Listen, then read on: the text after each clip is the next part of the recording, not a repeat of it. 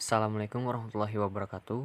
Kami dari kelompok 4 yang beranggotakan 3 orang, yaitu yang pertama Aditya Nugraha, nomor absen 1, yang kedua yaitu saya sendiri, nama saya Muhammad Hamam, nomor absen 20, dan yang terakhir yaitu Raisya Nazila Fahira, nomor absen 29. Di video ini kami akan menjelaskan tentang rangkaian PWM. Untuk selanjutnya akan dilanjutkan oleh Aditya. Komponen yang digunakan dalam rangkaian ini yaitu ada dioda 1N4148, transistor 2N3055, kapasitor, motor DC, IC-NE555, potensio atau pot Hg, resistor, dan V-source. V-source ini merupakan sumber daya. Sambil merangkai rangkaian PWM, saya akan menjelaskan sedikit tentang PWM. Untuk lebih memahami apa yang dimaksud dengan PWM atau Pulse Width Modulation ini, kita coba melihat contoh dari sinyal yang dihasilkan oleh microcontroller atau IC 555. Sinyal yang dihasilkan oleh microcontroller atau IC 555 ini adalah sinyal pulsa yang umumnya berbentuk gelombang segi 4. Gelombang yang dihasilkan ini akan tinggi atau rendah pada waktu tertentu. Sinyal PWM juga sering digunakan untuk mengendarai motor, servo, dan juga digunakan untuk melakukan tugas-tugas sederhana lainnya seperti mengendalikan kecerahan LED.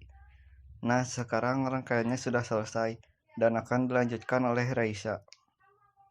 Pada rangkaian ini, kami mengubah nilai pada beberapa komponen, yaitu V-source 12 volt, potensio 500 kilo, kapasitor 0,1 mikrofarad, dan pada resistor 1 1K, dan pada resistor 2 20K, sesuai dengan di video. Pada kaki 4 atau reset pada IC NE555 dihubungkan ke sumber daya, karena apabila kaki 4 ini di-groundkan, maka output dari IC akan menjadi rendah atau off. Jadi, untuk meng-on-kan outputnya, di sini harus menghubungkannya ke positif pada sumber daya atau V-source. VCC pada IC NE555 ini dihubungkan ke sumber daya. Lalu pada kaki 6 yaitu thirst atau terminal threshold dihubungkan ke terminal negatif pada sumber daya. Jadi pada thirst ini digunakan untuk membuat output dari IC ini menjadi low. Lalu pada kaki 2 yaitu trigger dihubungkan ke kaki 6 untuk memicu output yang awalnya low menjadi high.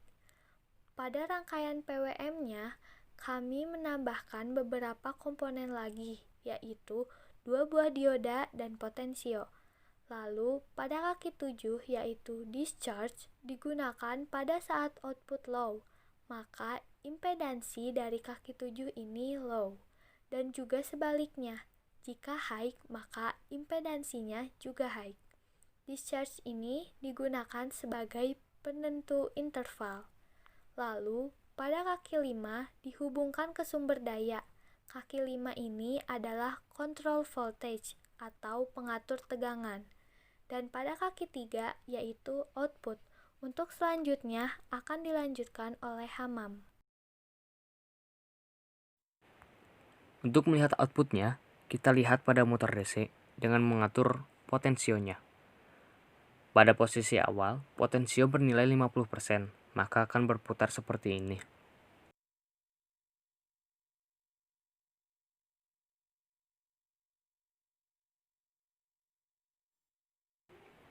Jika potensionya diturunkan, maka motor DC akan berputar lebih lambat.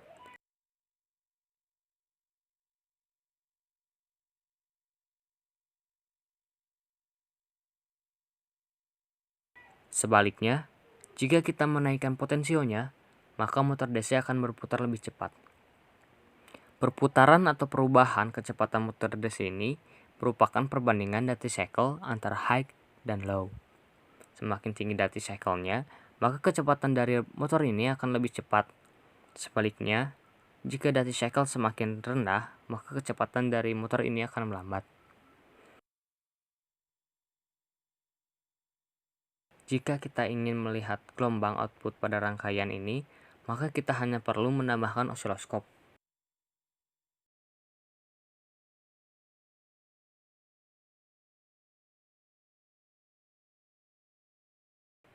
Dan gelombang akan terlihat seperti ini.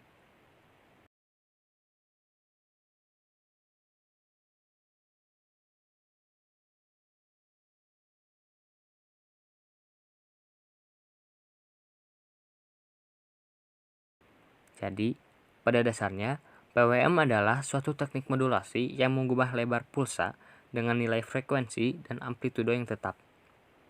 PWM dapat dianggap sebagai kebalikan dari ADC atau Analog to Digital Converter yang mengkonversi sinyal analog ke digital. PWM ini digunakan menghasilkan sinyal analog dari perangkat digital, contohnya dari microcontroller. Mungkin hanya itu saja dari kami. Kami memohon maaf apabila ada kata yang kurang berkenan, dan kami juga memohon maaf apabila ada kekeliruan dalam menjelaskan tentang materi PWM tersebut. Semoga video ini dapat bermanfaat, dan terima kasih sudah menonton video ini. Sekian dari kami. Wassalamualaikum warahmatullahi wabarakatuh.